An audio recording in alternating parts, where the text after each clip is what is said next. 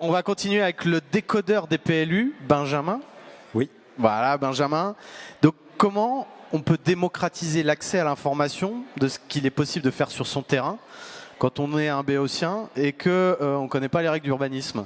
Et c'est tout le sujet. Du coup, ça rebondit. Nous, on a eu l'encodeur des PLU. Nous, on est les décodeurs des PLU. Alors, tout d'abord, bonsoir et merci à Ville Vivante pour l'organisation de ce très bel événement qui permet de fédérer les acteurs sur ces sujets. Et nous, on a un travail Yudo qui est un peu sur la même jeunesse que Ville Vivante, c'est-à-dire accompagner des petits propriétaires dans des projets de valorisation, de développement de leurs parcelles avec la possibilité d'ajouter 1, 2, 3 logements et avec la conviction que c'est une partie de l'équation pour résoudre nos problématiques de logement.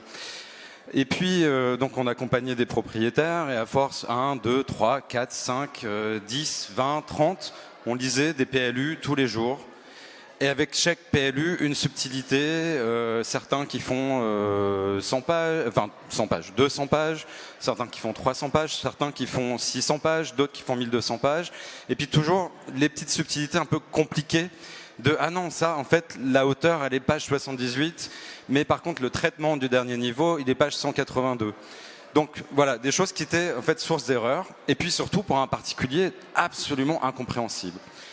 Et donc, à force de les lire, on s'est dit, en fait, on va essayer d'en faire une application. En tout cas, on va construire une base de données là-dessus qui va être connectée. Donc, on va pouvoir cliquer sur son terrain et savoir ce qu'on peut faire. En tout cas, les règles qui s'appliquent.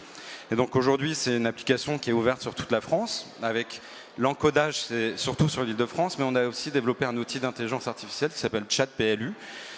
Qui s'appuie sur la technologie d'OpenAI, donc ChatGPT, qui permet en fait de poser des questions. Qu'est-ce que j'ai le droit de faire sur ce terrain?